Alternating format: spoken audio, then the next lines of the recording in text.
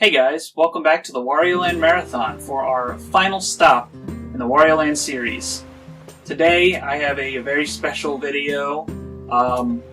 Sometime last December I hit 700 subs, and I tweeted that if I reached that goal before the end of the year, that I would eat garlic in the intro of this video.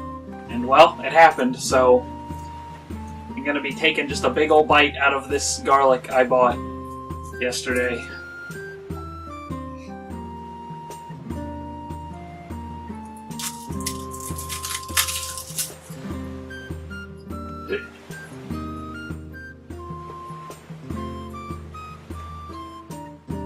Oh my god!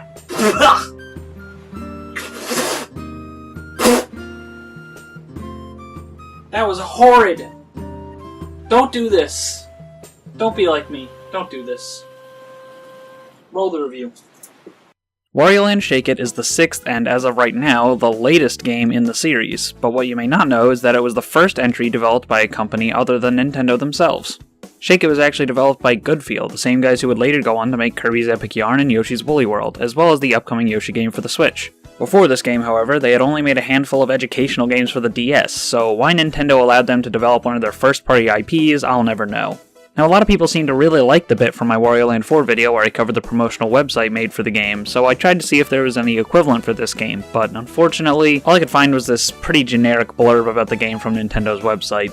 It seems these kind of promotional websites are somewhat of a lost art now. Anyway, let's take a look at Goodfield's first foray into the 2D platformer genre and see how it holds up.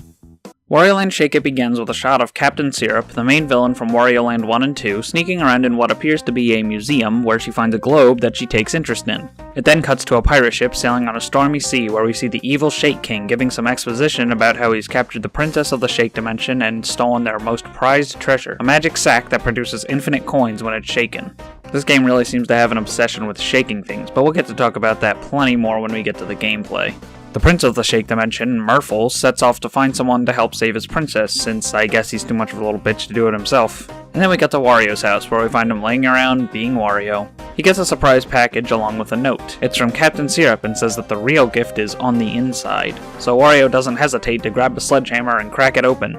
He's stopped by Murphle, materializing out of the globe with a telescope. He asks Wario to help him save his princess, and when he mentions the magic coin sack, Wario's eyes light up and he agrees to help.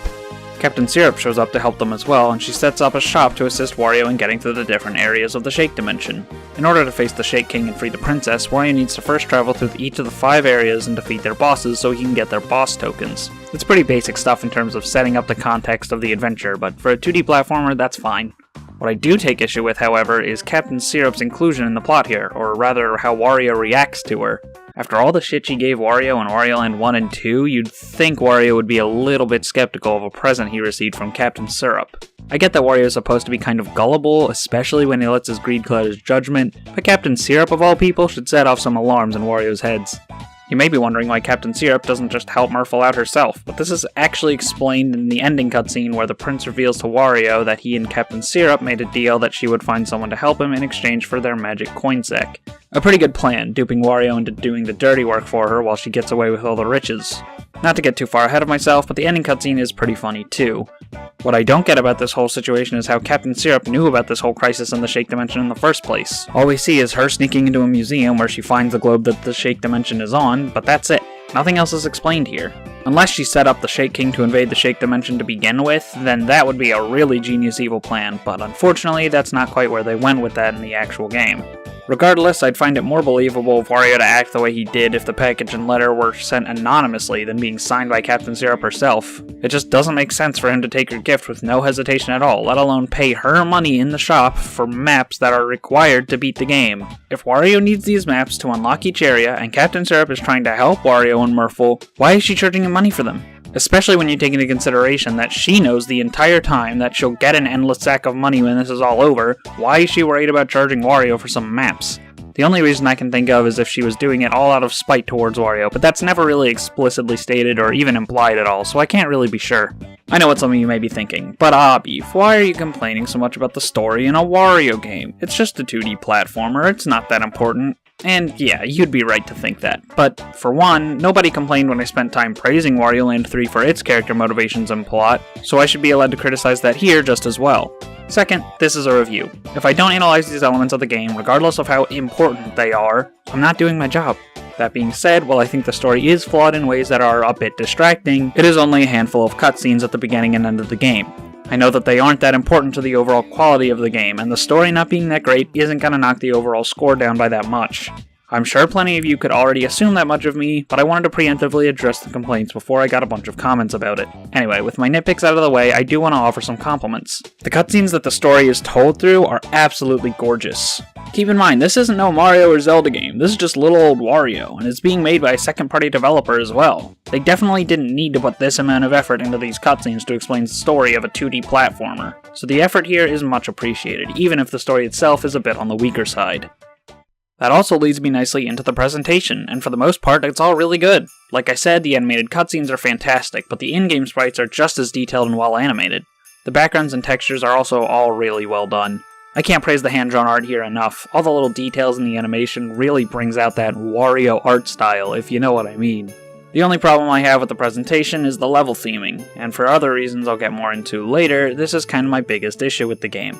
Don't get me wrong, the levels aren't your typical New Super Mario Bros. Style grass, desert, water, snow, jungle, mountain, sky, lava tropes that we've seen over and over again. It's plenty creative in its own right.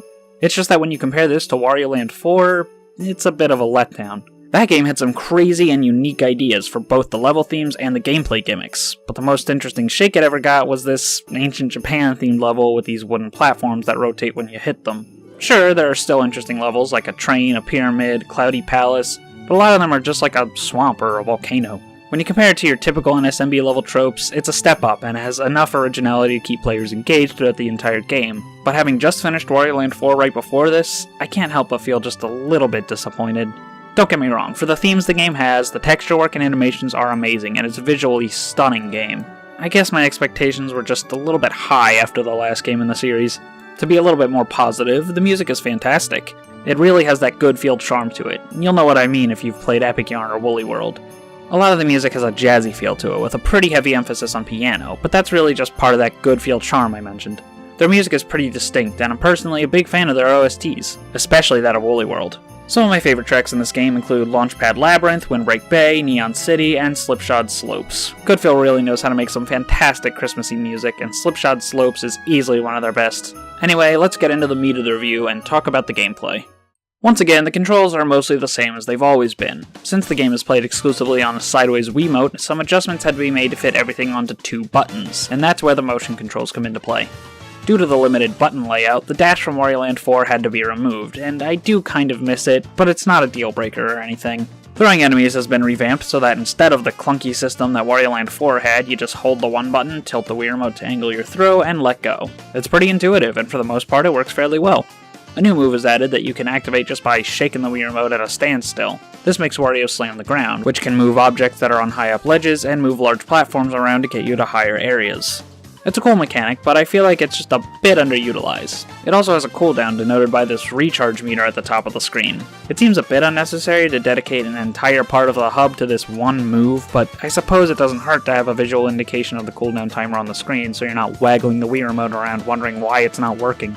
You can also shake the Wii Remote while holding an enemy to shake some health out of them. In fact, this is the only way to get your health back. There are no health pickups sitting around in the levels anywhere. This creates a sort of risk-reward system where when you're low on health, you can either play it safe to get to the next checkpoint as soon as possible, or dive into combat with an enemy to try and get some health back. You can even get a full heal if you're lucky, so having that extra incentive to fight enemies is really nice. The game feels really smooth to control, and the motion controls are responsive and never get too overbearing. In fact, a lot of the critical reception of this game when it was released was mostly positive aside from one aspect, being the motion controls. Many critics called it forced, tedious, and gimmicky. I feel like this is a point of criticism that any game on the Wii was subject to, whether it's true or not. Maybe it's just because I grew up with the Wii, but I usually don't have that much of a problem with motion controls so long as they work. Games like Skyward Sword that have often been criticized for their poor implementation of motion controls, I personally never had a problem with. Regardless, I just don't see what everyone back then had such a big problem with. The motion controls in this game are perfectly fine. Sure, it may be a bit gimmicky in the parts where you have to use them to control these weird vehicles, but it's such a small part of the game that I don't see it as a big issue at all. So how does Wario Land Shake It play out exactly? Once you get past the tutorial stage, Captain Syrup sets up a shop where you can spend the coins that you find in the stages on things like heart vessels that increase your max health potions to be used during stages, DVDs that let you rewatch the cutscenes, and area maps that unlock each world of the game. The first area map is only 1,000 coins, so affording this should be no problem, but as you get farther into the game, and especially if you've been buying all the heart vessels as well, the amount of coins that you'll need to unlock the last world or two might end up being a bit out of your reach. Personally, I did have to grind for about 70,000 coins or so to unlock the final world. That may sound pretty bad, but it was really only 2 quick runs through Wreck Train for 50,000 coins each, and I was good to go. It's a fairly short and easy level, even if you go out of your way to get all the coins, so about 8 total minutes of grinding is hardly game-breaking. Now, the real problem with this is that I shouldn't have to grind for coins to begin with. Look, I get that the Wario Land games seem to all want to stray from this linear progression, with Virtual Boy Wario Land being the only game in the series to have a fully linear level progression system, but there's a reason so many other platformers do it that way. It works. Wario Land 2 had a bunch of secret exit with extra pathways that led to different endings. Wario Land 3 had a more open, Metroidvania-like approach where all the levels had 4 treasures to find, but that led to a lot of set pieces being repetitive since you had to replay them to get different parts of the level. Wario Land 4 had 4 worlds all open from the very start, but that made for an imbalanced difficulty curve. Shake It tries to hide the linear progression by gating each world behind increasingly large coin requirements. So theoretically, you could do worlds out of order if you had enough coins early on, but there would be no reason to. You never unlock power-ups later into the game that would make the earlier levels easier, it's not faster to do them out of order for a speedrun just because of very small differences in menuing, and it's not like doing the worlds in a different order would really make repeat playthroughs all that more interesting since you have to play every level to get to the final boss anyway. I can't think of any good reason for this system to be in place when there's even a possibility of players having to grind. Now, I do want to stress that even if you go out of your way to get the heart vessels on top of the area maps, so long as you always go out of your way to solve puzzles for coins and diamonds within levels, you likely won't have to grind at all, and if you do, it won't be that much. I just failed to realize until later into the game that diamonds give you 10,000 coins each. Not thinking much of them earlier on, I opted to ignore puzzles that weren't going to reward me with treasures, and as a result was pretty low on money until Area 4. Besides, even if you do have to grind, it's not the worst thing in the world to spend less than 10 minutes replaying a stage once or twice. The levels themselves are pretty similar to Wario Land 4's levels, but with a few changes. Instead of picking up 4 acquired pieces of a jewel, each level has 3 optional treasures, as well as 3 to 5 missions to complete. Like Wario Land 4, once you get to the end of a level, you have to book it back to the beginning before a timer runs out. Unlike Wario Land 4, however, running out of time in this section results in you dying. Whereas this would be a royal pain in the ass in Wario Land 4, Shake It makes one major change to the level structure that makes this a fine punishment, and that's checkpoints. I complained in my Wario Land 4 review that the levels dragged on for too long and dying was too annoying with the lack of checkpoints. Shake It addresses both of these issues by greatly shortening the stage length and adding checkpoints in every stage. The longer stages have 2 checkpoints, one somewhere in the middle of the first section and another right before the Murphle you're free to activate the alarm, being the second section of the stage. Shorter levels, however, only have the one checkpoint at the start of the second section. Dying in a stage will prompt you to retry, which will just send you back to the last checkpoint you hit. You can also manually do this at any time from the pause menu, which can help if you missed a treasure or failed a mission. Speaking of missions, let's talk about those. They're pretty bad. I like that they give you extra challenges to make the stages more interesting, or at least they try to, but most of them are just a pain in the ass. I wouldn't really have a problem with them if you could get them all in one go. It could make 100% speedruns really interesting with having to route in all the treasures and all the missions in one run of the level, and it would be really satisfying to pull all that off. But pretty much every level in the game has both a mission for getting nearly every coin in the level, as well as one for getting through the second section before the timer gets to a certain point. The problem with this is kind of rooted in how each level is designed. You see, unlike in Wario Land 4, where sometimes the second section would see you run backwards through the level, and other times you would run through a completely new area, this game has you run through a new area, usually above or below most or all of the stage, for every level. This may seem fine, but they also placed a lot of the coins, and more importantly the diamonds, behind small puzzles you have to solve in this section of the level. The timer requirements for the missions are also pretty strict, so it's basically impossible to get enough coins for the coin mission while also going fast enough through the second section to get the timer mission in the same run. Of course, that means you have to play the whole level over just for one mission. I could see this being an issue from the very beginning, so I just decided not to bother with them at all. But they do seem mostly harmless enough that I can maybe see myself streaming this game sometime to go back for the treasures and missions that I missed. Weirdly enough, there aren't any missions tied to getting all the treasures in a level, so unlocking them seems to be pointless. They probably unlock something, but if I'm honest, I don't really feel like replaying every level for the treasures I missed to find out, especially since the game doesn't make it clear what they do give you, if anything. Okay, so little post-production addendum here. After doing a little bit of research during the video editing, I discovered that the treasures don't actually give you anything. What I did find out was that the game does feature some extra secret levels that you can unlock, so I figured maybe getting the treasures, maybe all of them in a world, would unlock the secret levels. I don't know, but I looked into it and it turns out that it's actually not the case. All they do is count towards your 100% on the file. They don't actually unlock the secret levels. The way you do unlock them is by standing in a random spot in one of the levels in a world and hitting the ground. I'm not joking. It's really stupid, and I don't know how anyone is supposed to figure out to pound the ground in some random spot, but yeah, that's how you unlock the secret levels, which obviously I didn't play because I didn't know about that until afterwards, because like, how the fuck was I supposed to know about that? But, yeah, back to the review. Speaking of the treasures, finding them all is also a little bit annoying. There were many instances where I found myself falling down a vertical shaft only to realize once I hit the floor that I was supposed to be ground pounding the whole time so I could break a block at the bottom, or something to that effect. There are a lot of instances where you're supposed to just know about something before it comes up, and when you inevitably don't know about it, you miss out on a treasure and can't go back and try again. This means that you either have to retry from the last checkpoint or the start of the level, or be like me and just push on without it, since the game never tells you what the treasures are even for anyway. A simple fix for this would be to make the treasures give you like 5,000 coins or so at the end of a level. That way you would have more immediate incentive to get them. Also, maybe don't make so many of them missable like this. It's stupid. Now, if you're familiar with the Wario Land series, or have watched my previous reviews, you may have noticed that there's one major element of them I've neglected to mention so far, and that's the transformations. How could I forget about the most iconic aspect of the franchise, the thing that sets the series apart from every other series of 2D platformers? Well, to put it simply, they just aren't in this game. For whatever reason, Goodfeel opted not to use the transformations in this entry. Sort of. Fire Wario shows up in like 2 levels, and Snowball Wario shows up in 1, so they did have the transformations in mind, they just decided not to use them outside of a handful of instances. My theory on why they made this choice is to do with the hand-drawn art. There are over 8,000 hand-drawn frames of animation done for this game, 2,000 of which are for Wario alone. Implementing all the transformations would add so much more work for the animators. I can understand why they chose to keep it as simple as possible. If I'm honest, I don't really miss them. While Wario Land 4 did have some excellently designed puzzles based around the transformations, I still always preferred the mechanical challenges and puzzles based around the environment and Wario's base moveset. To be honest, I find it kind of strange that they even bothered putting the 2 transformations they did keep in at all. After playing for an hour without seeing a single transformation, it was kind of jarring to see a Fire Wario block just chilling out there.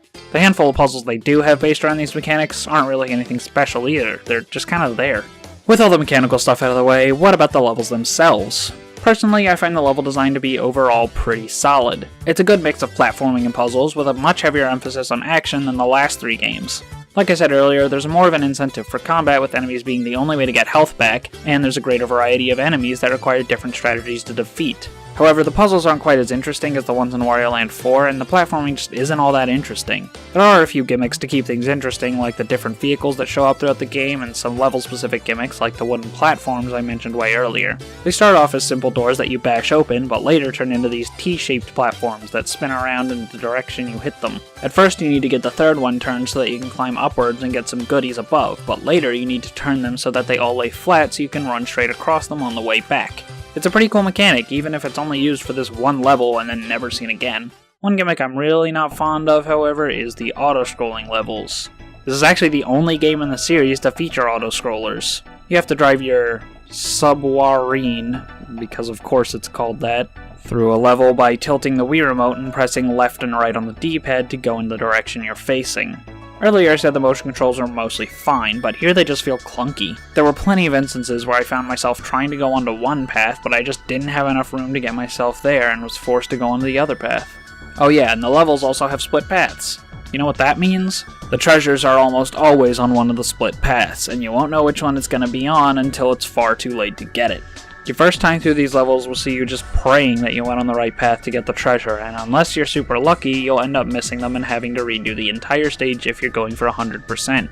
At the very least, the mini-bosses at the end of these stages are pretty cool. You have to shoot missiles into these small areas while it moves up and down and periodically opens and closes the gates to the weak spots. They don't really get that challenging until the very last one, but it's still pretty cool. I wouldn't really take that much issue with these levels if there were only one, but out of the 21 levels in this game, 3 of them are auto-scrollers. Don't get me wrong, they aren't yellow Pac-Marine levels of god-awful or anything. They're at least engaging the whole way through, with plenty of enemies to hit and fun mini-bosses at the end. But I still got annoyed every time I saw that an upcoming level was another auto-scroller. I much would have preferred another normal level to any of these. Back to the normal stages, I find they're all greatly paced, each lasting about 5 to 8 minutes long. They never dragged on too long like in Wario Land 4, and they never felt too short either. My biggest problem with the level design is the lack of anything really that memorable. Like I mentioned earlier, the level themes aren't NSMB tier or anything, but when compared to the likes of Wario Land 4, they just seem like a step down, and that kind of applies to the actual level design as well. Don't get me wrong, I really enjoy the improved pacing and the addition of checkpoints, but very rarely did a puzzle make me feel smart or a level stick out as exceptionally good. These aren't badly designed levels by any means, and I wouldn't even say they're average, they're pretty good, just not great. And that's kinda disappointing after the excellent level design from Wario Land 4, barring its pacing issues. I hate to sound negative here because I do think this is a finely designed game. Many of the mechanics were greatly improved over Wario Land 4, but the design itself is just good. Is it bad for a game to be just good? As a critic, these are the kinds of questions I have to ask myself in analyzing a game like this, and it's not an easy one to answer. Anyway, enough of the existential talk. Let's talk about dem bosses. This has got to be the biggest improvement from Wario Land 4 too. The bosses in this game are way better. They're not mind-blowing, most of them anyway, but compared to shit like Aridin, I'll take these any day. The first boss starts off pretty easy, you just have to avoid him smacking his head downwards and then bash into the side of his head until the second phase, where he drops stalactites for you to avoid and then use to bash into him again. In the final phase, you have to jump on these floating platforms that circle around him to get on top of his head and ground pound him while avoiding these lasers. You can even cheese the third phase if you're skilled enough to stay on top of his head after each hit. I like when any boss has stuff like this, where a more skilled player can end the fight faster. It's not that difficult, but for the first boss, I can let that slide and appreciate what is otherwise a good fight. Second boss is really cool. You tilt the Wii remote to move left and right and press 1 and 2 to attack and jump. You have to punch the wrenches he throws at you back into his engine so you can attack him directly. Each phase gets harder with him moving up higher and throwing more stuff at you. The controls take a bit of getting used to here, but it's otherwise a really fun fight and super satisfying to bash him with a boxing glove. Kinda reminds me of something else that Godfield made.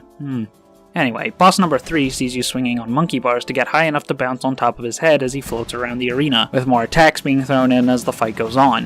You can even balance on top of him with good timing and combo a bunch of hits together. Another good boss. The fourth boss is easily my least favorite. You have to use the enemies that he spawns to knock him off balance and bash him until you knock him off the arena. Kinda like the barrel boss in DKC 3. The problem with this fight is that the window for throwing an enemy at him and bashing into him before he starts a new attack can be pretty tight, especially later into the fight when he puts up plants to block you from hitting him. This means that during the last phase of the fight, you have to grab an enemy that he spawns and hold on to it until he lets his guard down, and very quickly chuck it at him and hit him before he puts the plants back up.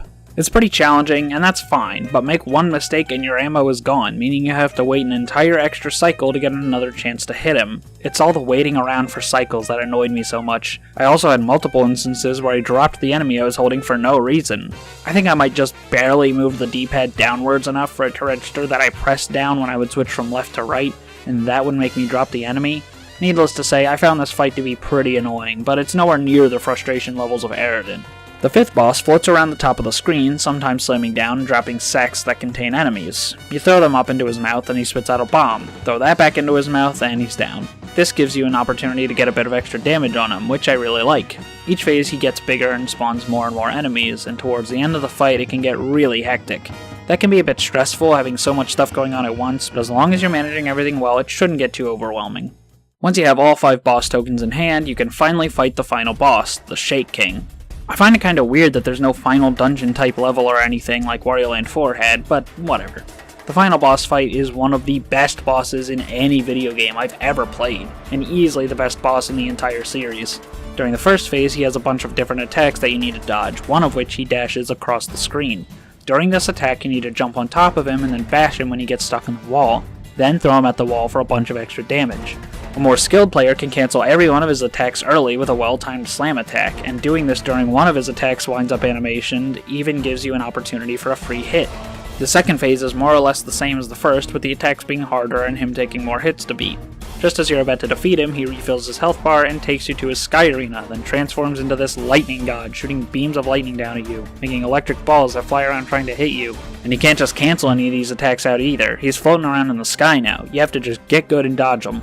This phase is really intense. It gets to near bullet hell levels of insanity with shit flying all over the place, sometimes 2 or 3 different attacks going on all at the same time, and you still have to skillfully dodge his charge attack to get a hit in on him. Once you hit him enough times here, he goes down for good and the Shake Dimension is saved. The Princess is free and the magic coin sack is returned to its rightful owner. I already talked about what happens in the ending cutscene here, so to avoid repeating myself too much, it's some good charming fun and I wrapped up the game with a smile on my face. Thinking about it more, I have quite an appreciation for everything that this game does right. Wario Land 4 was an excellent game that had some annoyances here and there that kept me from liking it any more than Virtual Boy Wario Land, and while I do find the level design and variety to be lacking in comparison to 4, Shake It is still a great game. The improvements made over 4's structure and mechanics, especially when it comes to the bosses, make Shake It my preference over 4, despite that lack of variety. It's not a perfect game, far from it, and I can see why others prefer 4. I even preferred 4 before analyzing the game more to write this review, but I had a much more comfortable time playing through this game. I can easily recommend Wario Land Shake It, especially since you can get it online or used at a GameStop for under $10, or on the Wii U eShop for $20. It would be hard not to recommend it at that price. And if you're at all interested in the series but don't know where to start, I can easily recommend this as your starting point. It's much more streamlined than the other games, and it's fairly easy, so it's a good place to start. I still think that Virtual Boy Wario Land is my favorite game in the series, but any of these 3 games at the top here are an easy recommendation. Now that I've covered every main Wario Land game, what do I think of the series as a whole? Well, I once heard someone say that Wario has a better series of 2D platformers than Mario, and I'm sorry, but I just don't see what they're seeing.